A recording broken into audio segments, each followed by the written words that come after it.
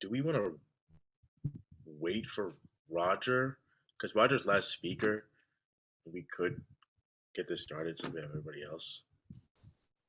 It's up Yeah, to I you. think one of the emails said to go ahead and start. He may be, well, it doesn't say he's double entered, but I think it's okay to go ahead and start on time. Perfect. Sounds good to me.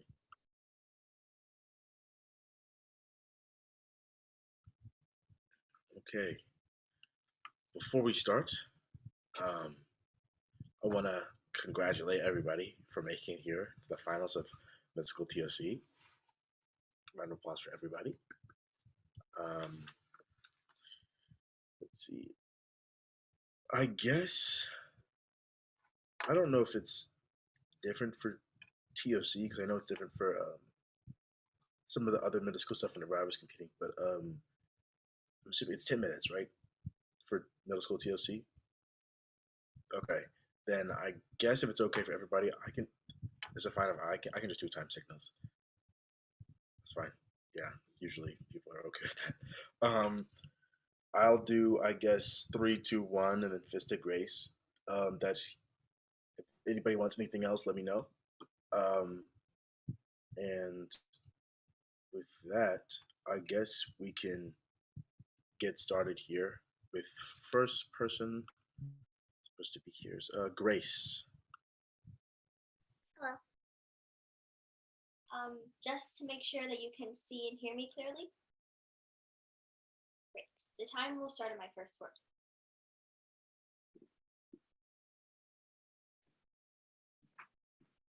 Hey there, you've reached Rachel. Please leave a message and I'll get back to you as soon as I can. Hi Rachel, it's Claire. Just calling to tell you that I miss you. Again, sorry I didn't call yesterday, I was on a date. I know boys are gross and you said dating in high school is way overrated. But the day you got the UC Berkeley acceptance letter, I cried because I thought I'd miss you. I know you're only an hour away, but I was right. I miss you, Rachel. Now that you're gone, Mom has to drive me to school. I'm the only junior without a license. But anyone who knows me knows that I should not be operating heavy machinery. I can barely use a stapler without impaling myself. Remember that time in 4th grade when I stapled that thumb instead of the Easter card was making you? I remember looking down at a piece of metal sticking out of my flesh and screaming my little head off. And you ran in from your room and pulled the staple out of my finger. Got blood all over the Easter bunny card drew. Made it look like some sort of furry serial killer. I'll never forget how proud of yourself you were when you came up with its name. Ted Bunny.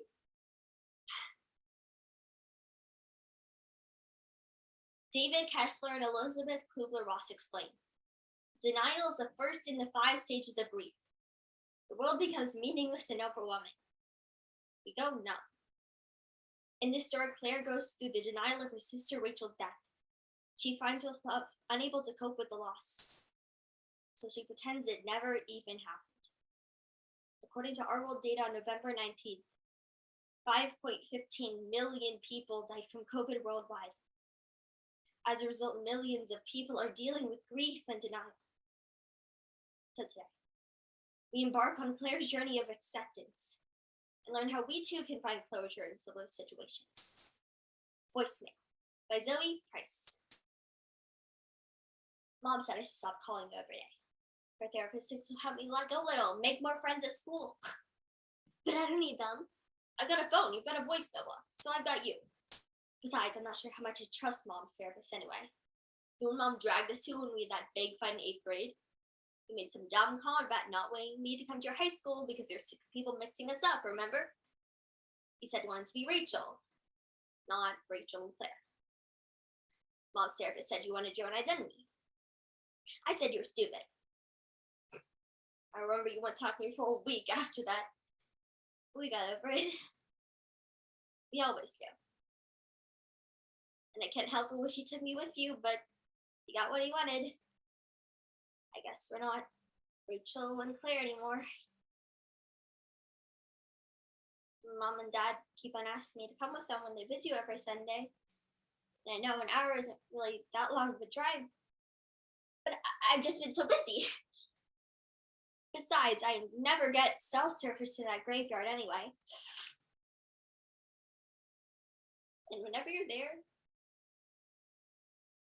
Mom and Dad sit by your headstone like you're dead, and they sit on the grass and they cry like you're dead, and they give you flowers like you're dead. But you're not. I know you're not. Because we talk every day. Every day, I talk to your voicemail box so you won't leave me. But every day, the only answer I get is the dial tone. And every time I look in the mirror, I see your face, I see your nose, I see your skin, I see your eyes, I see you. So I covered her bathroom mirror and I pretend I don't exist. Now we're not Rachel and Claire anymore now. I'm not even Claire. And every morning when I wake up, I remember the morning you left me. It was last day of school, last day of finals, last day of your senior year, and I overslept because I stayed up all night studying for that freaking AP physics final. So I snoozed my alarm, and you left without me. I heard you call me and tell you had to leave, and I was annoyed. It was your last start of high school, and you didn't want to spend it with me. So when you called, I didn't answer. If I had picked up, I would have told you to put down the phone and to focus on the road and to not run that red light. If I had picked up, you would have texted me telling me to answer my phone, but I didn't. I let it ring.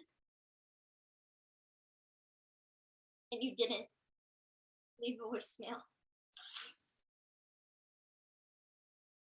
So Mom drives you to school now. Our school, and I don't listen to Taylor Swift anymore. I listen to the voice in my head scream. I can't help but wish you took me with you. I can't help but wish you took me with you in that car. I don't want to be Claire in a world where you're not Rachel. I miss you. But you're still here with me, right? I've got a phone. You've got a voicemail box, right? I got you. Rachel, I got you. Rachel, I got you. Rachel.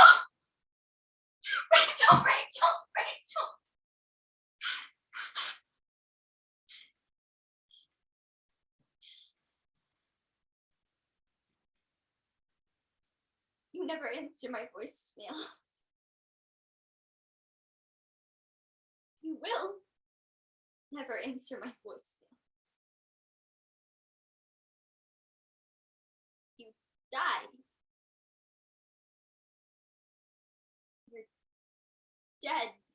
You called me before you crashed your car, and I didn't pick up, and you didn't leave a voicemail. You know, that girl from your climb class keeps accidentally calling me Rachel, and it hurts. It does, but sometimes when she calls me your name, I can pretend you're still here with me. Isn't that sad? We spent our whole lives wishing people would stop mixing us up, and now it's just a relief to hear your name. The thing about dying is people stop saying your name. It's like, maybe they'll remind me like you're dead, like I can forget. But I can't. You died, Rachel. And I will never stop missing you. I'll never stop seeing you in my rearview mirrors. I'll get my license after all. And I'll study hard and I'll focus on the road every time I visit you on Sunday. And I'll sing all the new Taylor Swift songs once my heart keeps beating.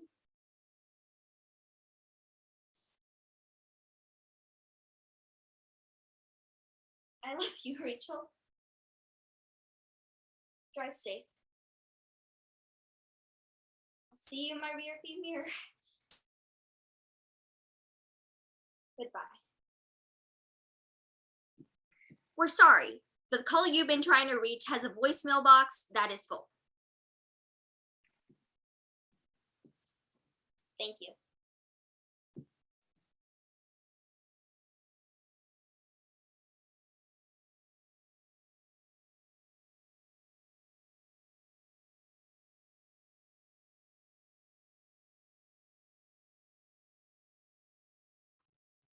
The length of that speech I had at 8 minutes and 59 seconds.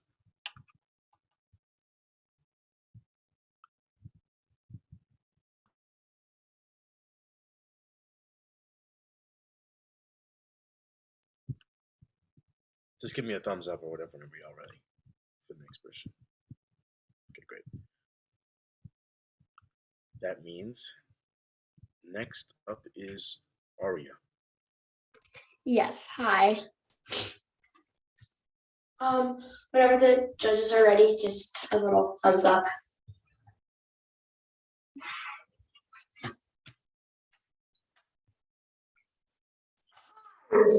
I remember yelling at the girls as I was running into the bathroom. I tripped and then I fell forward. Hide. I remember then snapping at the girls. And Sarah, she must have picked up on it soon after that because she grabbed Lee by the arm and dragged her to another stall. I got on my feet and went to the stall that was in front of me. And in my crouching position, with my legs and back already aching, I raised my hand to my chest and under the neck of my t-shirt, but the little cross and the thin chain it hung on were gone.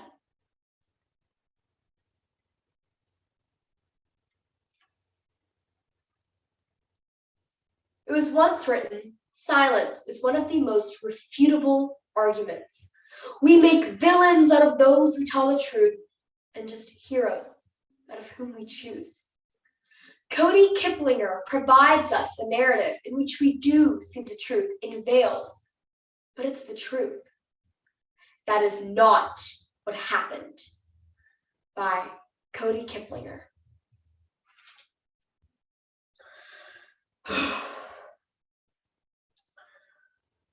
Dear reader, I really didn't want to do this, but here it goes. Here's my story.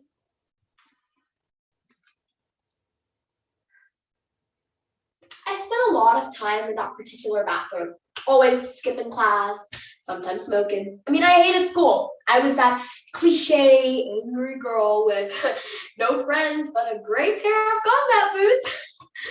So I hid in the place where I could interact with as few people as possible. Boy, did that bite me in the butt. So on March 15th, I was in the bathroom as usual, smoking in the corner so no one passing would see me. I'd been there all alone until Ashley Chambers walked in. I knew Ashley. She was the kind of self-righteous Christian I hated. The kind who thought I had to do things her way or I was headed straight to hell. You know, she was actually the reason I stayed away from the things like the Fellowship of Christian Students. Yeah, well, she didn't see me when she came into the bathroom. She was clearly distracted, or she would have noticed the smell of my cigarette. God, I really didn't want to deal with her today. So I pressed closer into the corner, hoping she'd leave without even acknowledging me.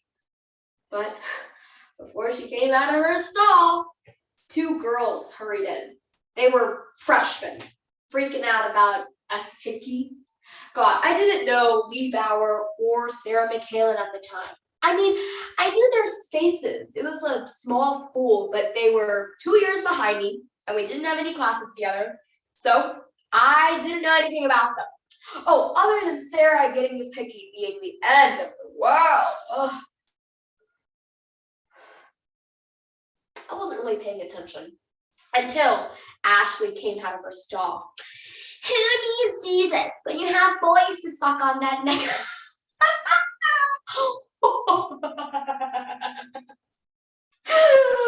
Her bitterness, it was so apparent, it may as well have just been written across her forehead. And despite myself, I laughed. And I remember Sarah turned and grinned at me. And for a second I thought, maybe Sarah McCallan is kind of cool. The irony. I then realized the bell was about to ring, and that's when the whole world just changed. I heard gunshots, the screams. It was all just abundantly clear. There never really was a time where I thought the school was safe. That sounds weird, but what? We've been doing lockdown drills since I was in elementary school. In some ways, I almost felt like I was expecting it. But I knew it was an active shooter situation immediately, and I knew I didn't have time. So I ran back into the bathroom where I remember seeing Lee and Sarah at the doorway. Hide! I remember yelling at them. As I was running into the bathroom, I tripped and then I fell forward. Hide! I remember snapping at the girls, and then Sarah, she must have picked up on it soon after that, because she grabbed Lee by the arm and dragged her to another stall. I got on my feet and went to the stall that was in front of me, and then in my crouching position, with my legs and back already aching, I raised my hand to my chest and under the neck of my t-shirt. But the little cross and the chain it hung on, they were gone. That's right, cross necklace. The infamous cross necklace that made so many people fall in love with Sarah and hate me. That necklace was actually mine. I bought it with my birthday money, but I was 11. Even after my parents split, even after at least 3 kids in my middle school asked me if I worshiped the devil because of the way I dressed, even after I met girls like Ashley Chambers, I still kept it on. And yeah, I still believe in God. But my necklace, it was just gone. And as stupid as it sounds, I even almost went back to get it. But before I could move out of this crouching position, heavy footsteps entered the bathroom. Listen, I mean, I was a depressed, angry kid with a lot of hate for the people around me. But I never shot anyone. So sorry, I don't care about how sad this guy's life was or how mean people supposedly were to him. Sorry, I just don't. He's the villain in my story. So he fired a few shots, one of which hit the wall and ricocheted back to me. I screamed and I fell forward, knocking the stall door on my way down. And from the ground, just a couple of feet away, I could see my necklace. Whose ugly cross is this? He asked. I gritted my teeth through the pain. I was worried if I didn't answer him, he'd either shoot again or think someone else was in the bathroom. Mine. Yours? Yes. I gasped. You think Jesus is watching you right now? I wasn't defending my faith. I wasn't being a martyr. I just wanted to live. Yes, I do.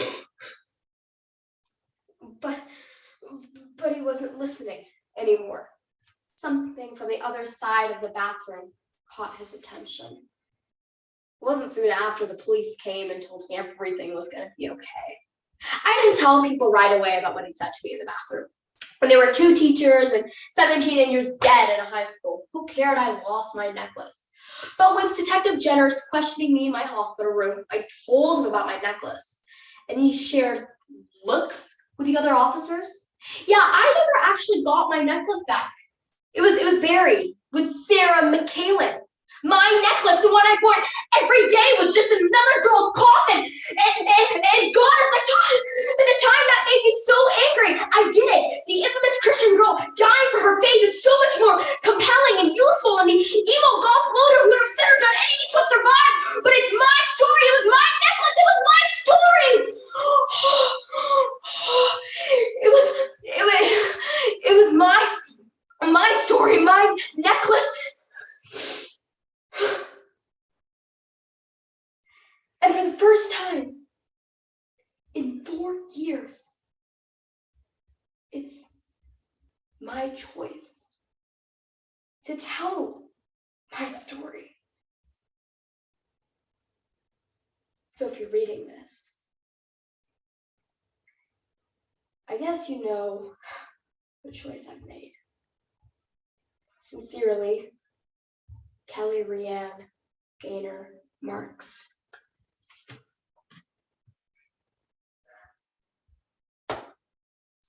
Thank you.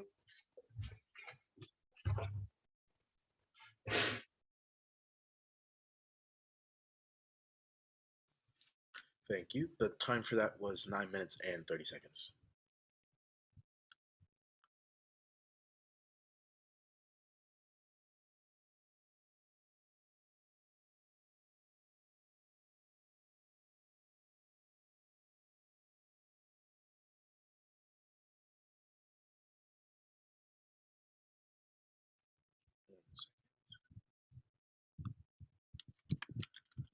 Okay. My other judge is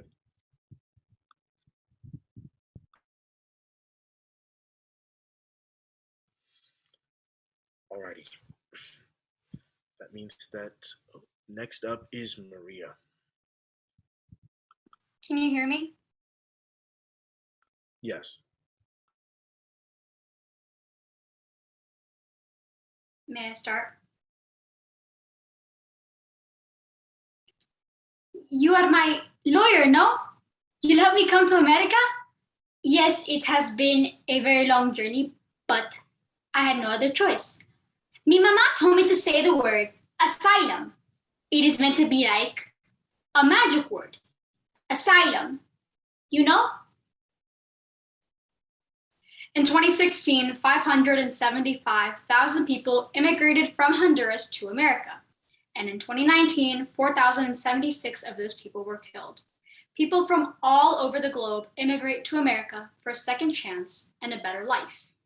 At just 10 years old, Inez is forced to leave her home country to find refuge in America all alone.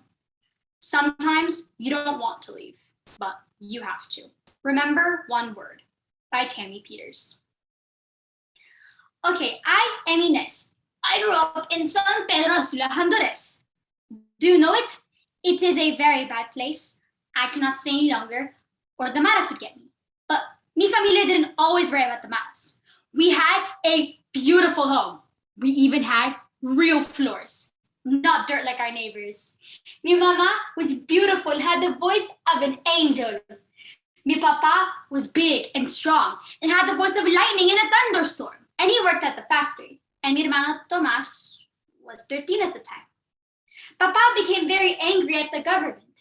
He said he wanted to call a strike or a protest, but we begged him not to do anything, but he just didn't listen. One day, Antonio, a neighborhood work papa, came screaming into our home and Mama told me to leave immediately and I didn't know what was going on. Papa listened to us, right? He didn't do anything. And when I came back in, Mama was crying. She told me that Papa was killed. He didn't listen to us. He tried to protest. And now he's gone. Papa, why didn't he listen, Mama? Why didn't he just listen? And that left Mama alone with just me and Tomas. She worked at the factory making panties, so she didn't make very much. But we would go to the church and see all the food the Americanos would send us. Arroz, frijoles, and milk. It was amazing. But sometimes there just wasn't enough. So we play games to keep our mind off the hunger. We find pieces of rope and broken glass, and he would make jewelry out of them. And it was beautiful. He said he wanted for me and Mama to feel like princesses. And he did just that. He wanted to get a job to help out with Mama. But we all know the stories of the boys who didn't join the gang. And we knew he had to. But he hated them and he hated the violence. But the boys that didn't join the gang would get dripping battery acid poured on them, or all their bones broken, or worse. And just like Papa, we begged Tomas, please, don't do anything. But just like Papa, he didn't listen. And that night, Tomas didn't come home. We stared at that door, hoping that he would walk through, but he never did. We'd hold the jewelry he made us, praying that his big smile and his caring heart would walk through that door, but it never did. Tomas, we wouldn't be mad. Please just come home. Just come home. But he never came home. And that morning, there was a bang on the door. It was so early and no one was there. There was a laundry basket with a lid on it. Oh, we weren't asking for anything, so it's wet and really heavy. I open it and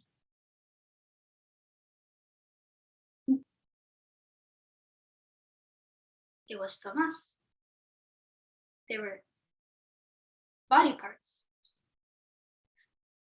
They were hands and feet and legs and oh, this couldn't be happening. Tomas was gone. They had killed my brother. No. Tomas, this couldn't be real, right? It had to be fake. But it was him. Mi hermano was gone. Mama called me, Inez, what do you see? How was I going to tell her this about her own son? But I didn't have to. She pushed me out of the way. And she saw for herself. I saw her fall to the ground and start crying, and I didn't know what to do. Papa was gone. And now Tomas. We were left alone. But as I was crying, I heard another noise. Boys playing football? It seemed so wrong. It was so early in the morning. No men were going to work, and these stupid boys were playing football. I wanted to scream, just go home! Can't you see there's no joy in the world? My brother is dead, just go home!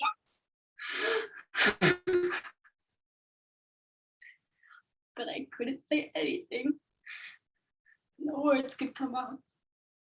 But as I focused more and more on those stupid boys, I realized they were playing football with something that wasn't a ball. It was weirdly colored and oddly shaped. No. It was a cabeza. They were playing football with Thomas's cabeza. They were playing football with my brother's head. They had killed him and were making a game of him. How could someone be so cruel? They had killed him and were just messing around with him. And that was the day Mama needed me to leave Honduras immediately. If I were lucky, I could end up as a messenger or a courier girl for the gangs, but probably not. I'd probably end up being one of their girls to be sold, to be raped. Mama has a cousin in Houston, so she knows that I'm coming. So please, won't you help me? If you send me back to Honduras, I'll either be sold or raped or killed or all of them. What type of a life is that? No life at all. So please, I need asylum. Won't you help me?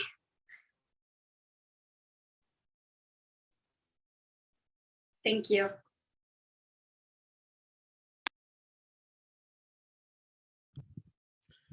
Thank you very much. The time of that speech was 8 minutes and 20 seconds.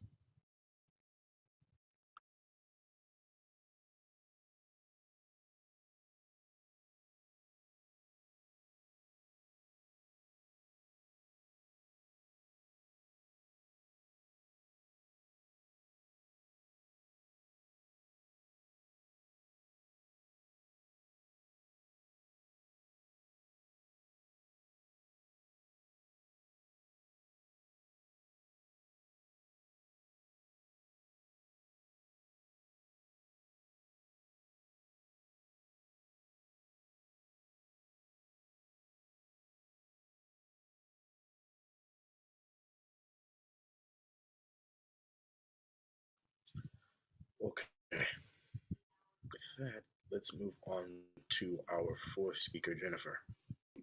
Hi. Just saying my Wi-Fi has been kind of weird, so I might glitch out in the middle. So Okay, that's fine.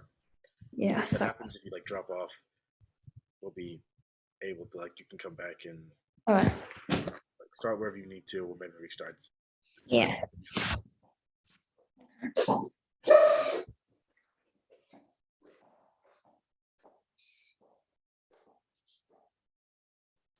Time to get for my first word. Bye, have a good day, bye. I was one of those purposeful babies. Maybe this will patch things up, baby. In short, I was created to save my parents' marriage.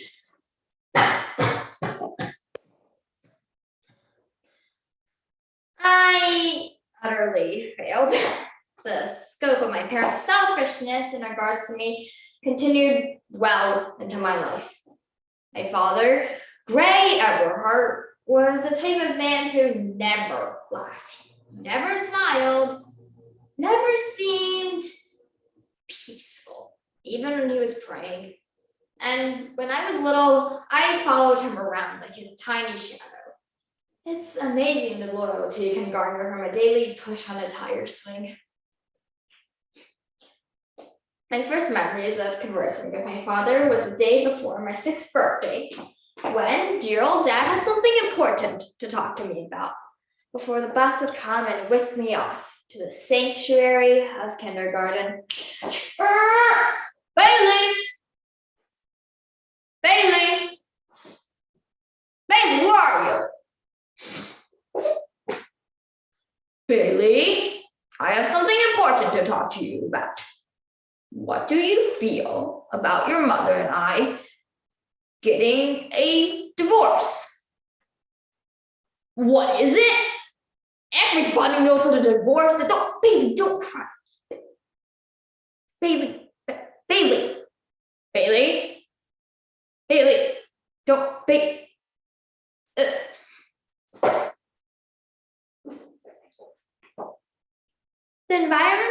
grow up and have lasting consequences on us. According to psychology today, we replay negative memories as we grow older. Our past experiences can dictate how we feel, think, and behave. However, these memories, although painful, don't need to define who we are. We can turn over a new leaf, letting go of a dark past and looking towards a much brighter future. Bailey by Ed Vila.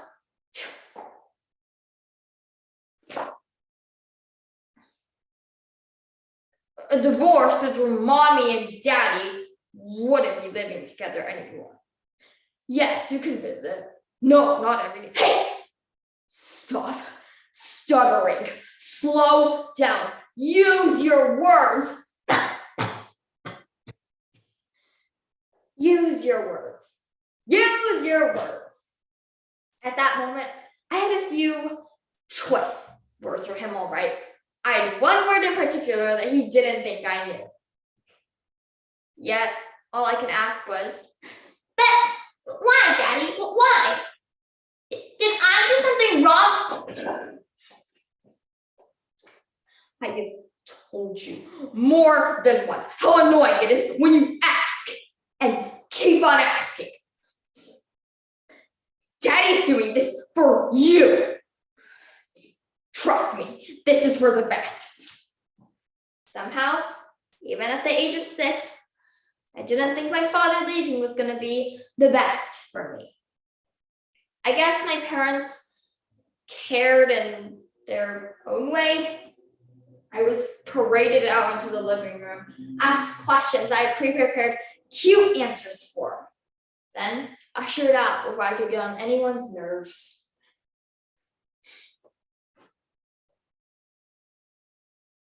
Dusted off, displayed proudly, then put away. I was the trophy child. Every other weekend turned into every other month. Across town turned into across the country. Suddenly, he was nothing more than a card and check at Christmas and my birthday. So I stayed with my mom. And before you start thinking that when I lacked one a father, I made it for a mother, well, guess again. My mom, Georgia Leftcourt.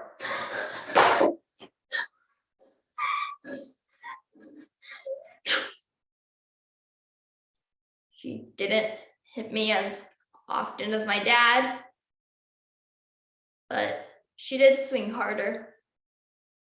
For the most part, I was grounded or forced to copy pages until my hand cramped up because of what my mother called errant behavior. This resulted in my leaving the house about as often as an agoraphobic and developing early carpal tunnel. Not that she noticed. It was a few years after my dad escaped up. Left. That my mom and I had one of those life-altering little chats.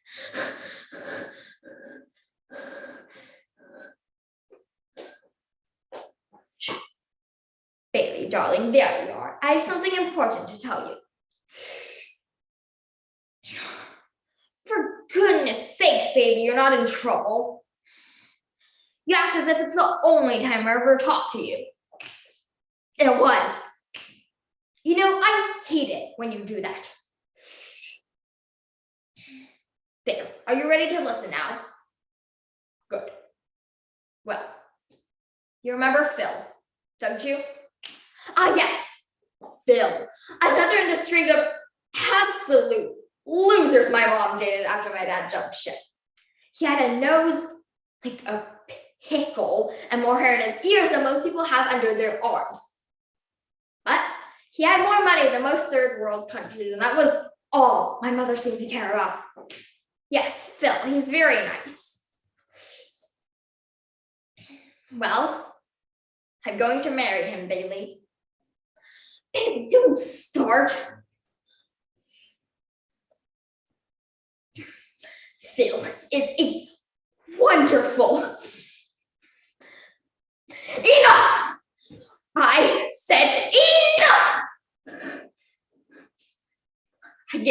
very tired of having to strut you, Bailey. You don't know how tired I am of you and your errant behavior. I know you only met him once, Bailey. It's how you know him that counts here. Does anything I have to say count here? I don't want to live with you in filth. I barely want to live with you. This is exactly why Phil doesn't care for children. And as for your living arrangement, you needn't concern yourself. Your father and I have discussed and we agree that the best thing for you with all your problems is a hospital. Maybe they can help you there. But if you thought that was the end of me, you reckoned without the consideration of the one gift my parents gave me. And that was my rampant and unstoppable sense of survival. I survived the hospital, the medications, the endless hours of therapy I didn't really need. And when I grew up, and yes, I did grow up, I made a life for myself. And in my adult life, I made a point of it not being all about me, but about the people around me, the ones I grew to care about. And I finally realized that people could truly care for me too. I finally found connections. I finally found what I'd been missing throughout my formative years. What we all seek, what we all need. What's worth living for?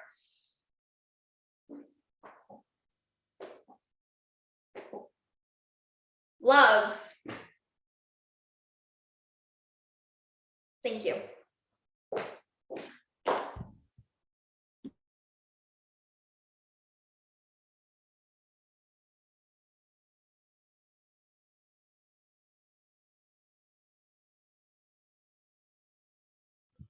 The time on that speech was 9 minutes and 27 seconds.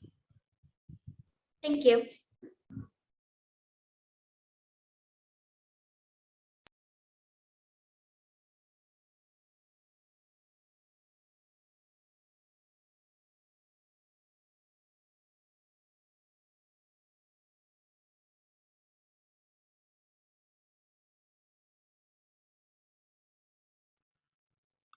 Let's move on to our next speaker, Layla.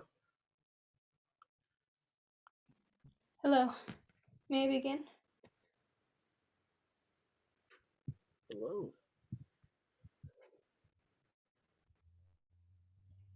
Sorry, Whenever you're ready. did you... I glitched out for a minute. Sorry, could you repeat that? May I start? Okay, thanks.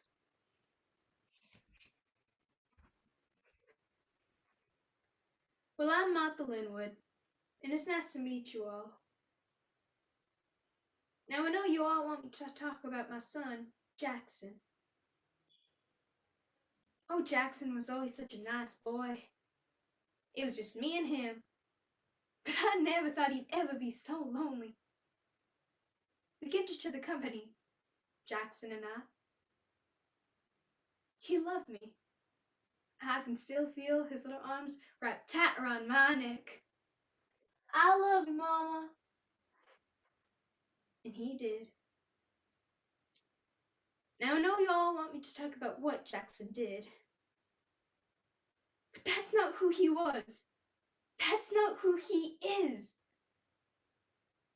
I want to tell you about my son, not about what he did.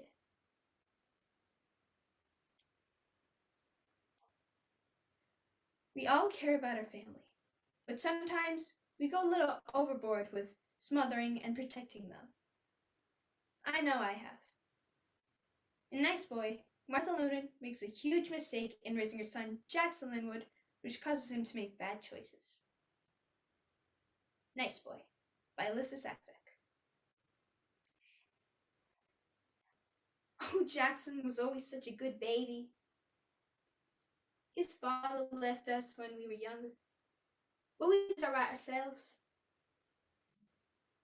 Children can be so cruel, can't they? They picked on him. Jackson's always been skinny, sort of sickly looking since he was younger. But I always thought he was handsome.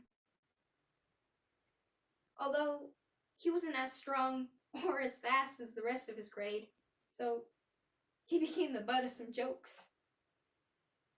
I tried to do what I could. I called the teachers, the principals, and every mother of every bully I heard about. But I think I just made things worse. You can't protect your child from everything. You really can't. But goodness knows, I tried. Jackson's middle school years are rough, that's for sure. So sometimes he'd come home telling me about how some kids made fun of him for liking a girl. Isn't that just awful? To tease a kid for having a crush?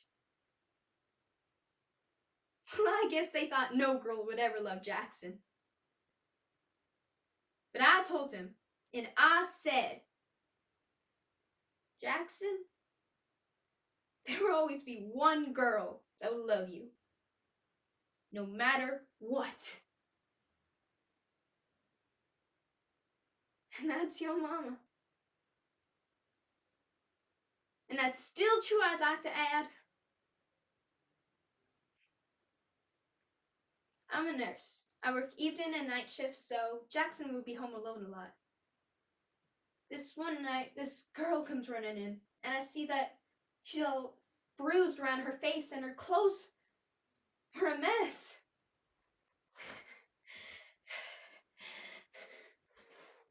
And her neck. And that was the worst part. She had 2 red marks around her neck, as if she'd been choked.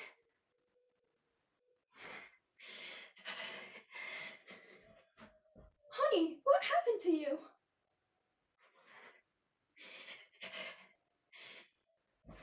Honey, what happened? I was raped. I have to help you. We have to contact the police. Hello? Who did this to you? What's his name? Jackson Linwood. Pardon? Jackson Linwood!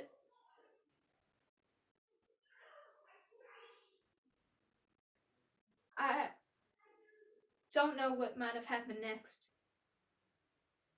I think I fainted. All I knew is that when I woke up, there were police around me, asking all sorts of questions. Has Jackson ever been violent towards you before? Do you know where he was the night of the attack? Has he ever had a girlfriend? No. This is all a misunderstanding. You've got the wrong boy. I told them it was as simple as that. This girl must have recognized Jackson from school. It must have been so traumatized by her ordeal that she mistook her attacker for my son. That's all this was. But oh.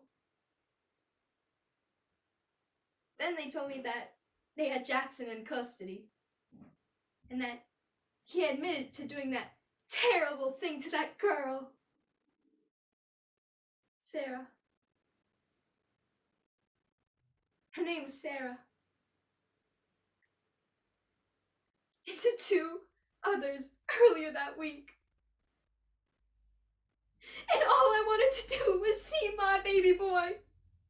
Because my baby boy, my Jackson, you would never do something like this. I never taught you about the birds and the bees.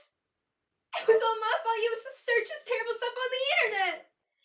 It was all my fault you were so repressed. It should have been me they locked up, not you.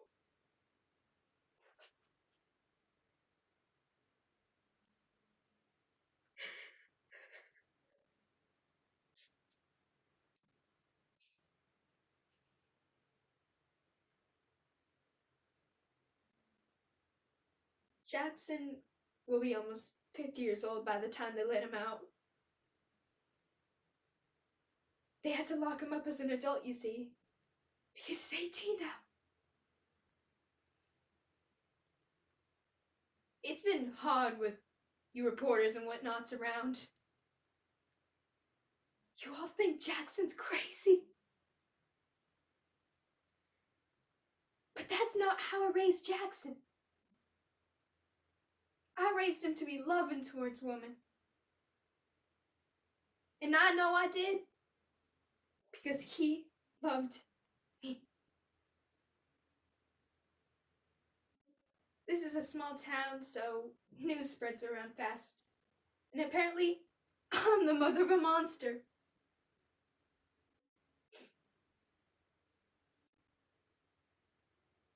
The court psychologist said that Jackson wasn't crazy per se, but that I had loved and smothered him so much that he was sick of it.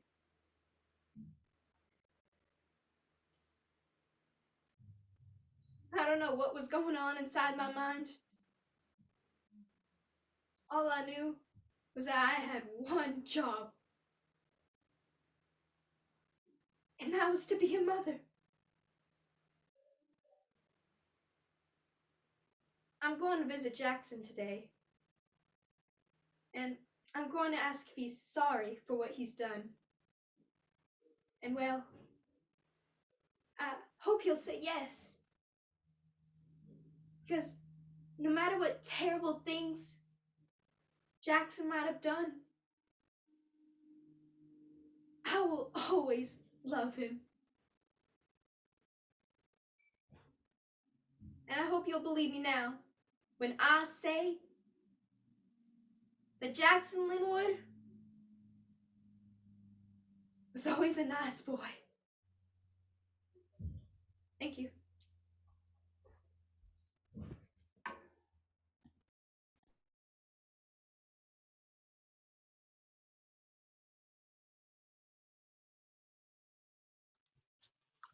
That speech was 9 minutes and 26 seconds.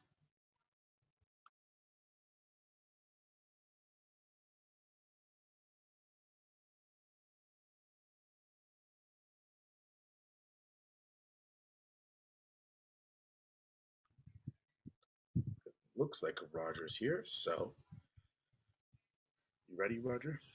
Yes.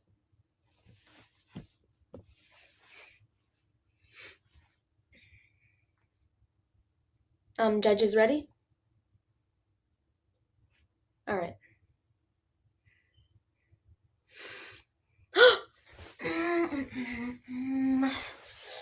Aha. 1, ice cream. 2, water fights. 3, staying up past your bedtime and being allowed to watch TV. 4, people falling over. All things that at 7 I thought were really good, but not necessarily things Mom would agree with. I started the list on the 9th of November. According to a recent study conducted by Boston University, over the course of the first year of the pandemic, depression rates skyrocketed, rising from 8% of US adults to 32% of adults. Alongside our continued COVID-19 pandemic is a growing mental health epidemic. Our young narrator's story is a testament that comprehensive mental health care in America is a necessary step towards fighting these alarming statistics. As with any illness, there is treatment. There is hope. Every Brilliant Thing by Duncan Macmillan and Johnny Donahoe. It's the 9th of November. All the other kids had gone home long ago. Eventually, my dad pulls up. Dad looked at me. When something bad happens, your body feels it before your brain can know what's happening. I stood very still, looking at my dad. Eventually, I got into the car, but we actually just sat in silence. The only thing he said to me was, "Put your seatbelt on." Your mother's done something stupid. We're going to the hospital? I didn't know what that meant. At the hospital, Mom saw me and said, "Not him." So I sat in the corridor. I don't know when I had the idea for the list, but it was here that I started to write it down. 23, Danger Mouse. 24, spaghetti. 25, wearing a cape. Mom did eventually come home from the hospital, and by that time, the list was 8 pages long and had 314 things on it. I left it on her pillow with the title, Every Brilliant Thing. She never mentioned it to me, but I knew she'd read it because she'd corrected my spelling. I forgot about the list until her second attempt, just over 10 years later. Dad showed up halfway through chemistry.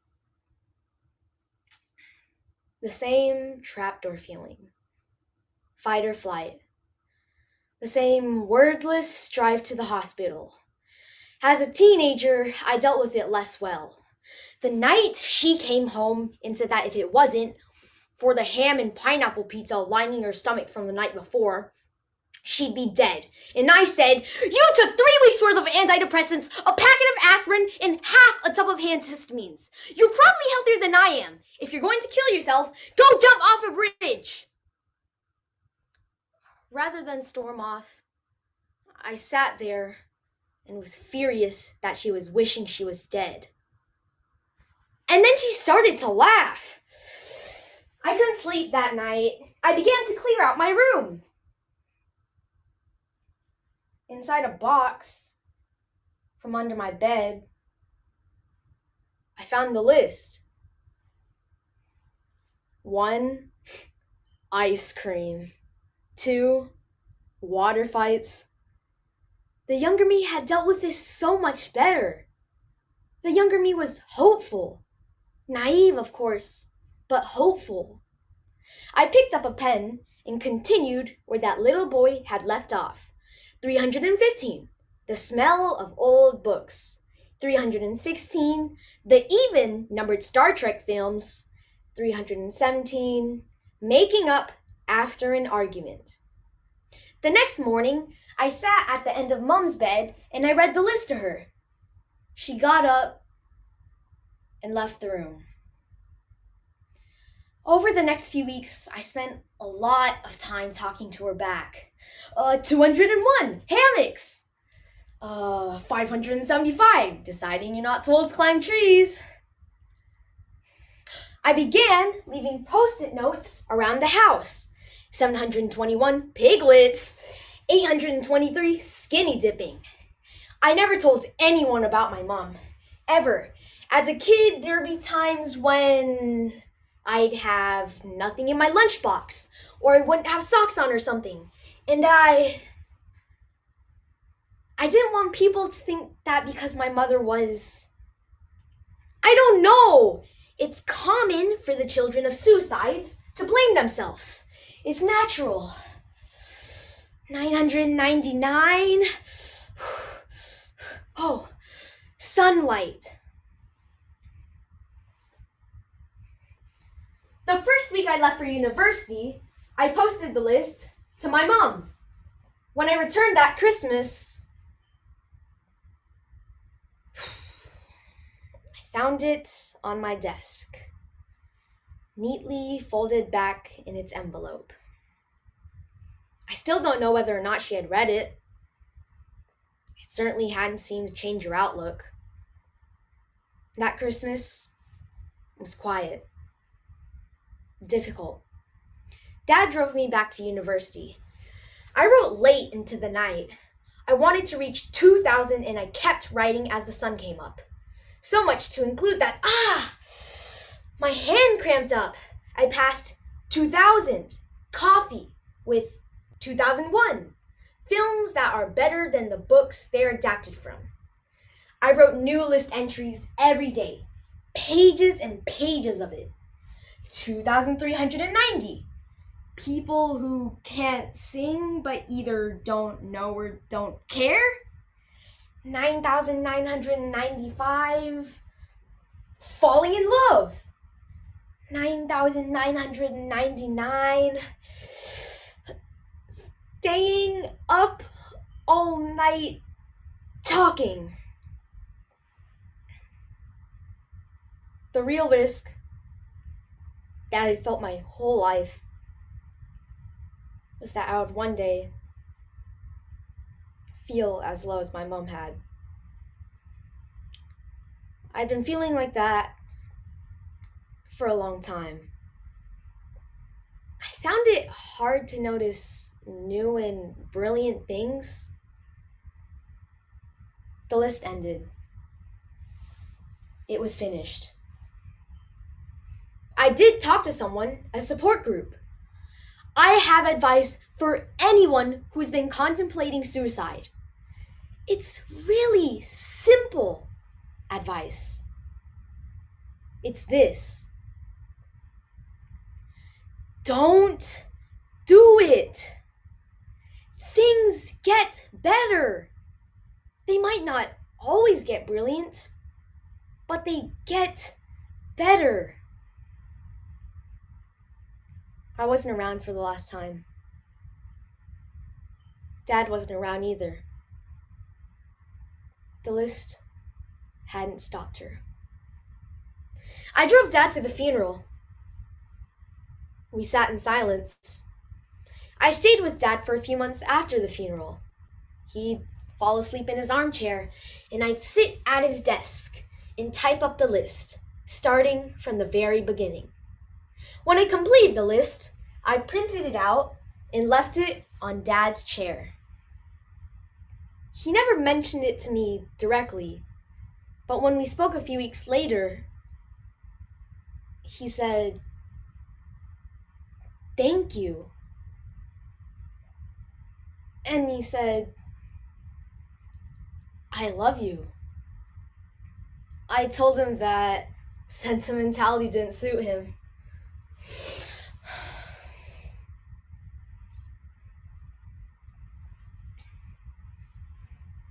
Thank you. Do you know what my time was? It was 9 minutes and 37 seconds. Okay, thank you so much. Thank you.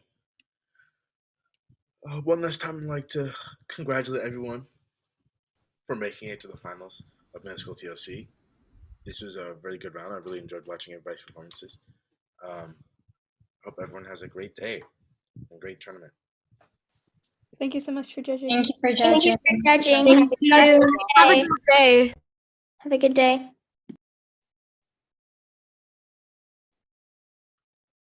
That was fun. Thank you all for judging. Thank you.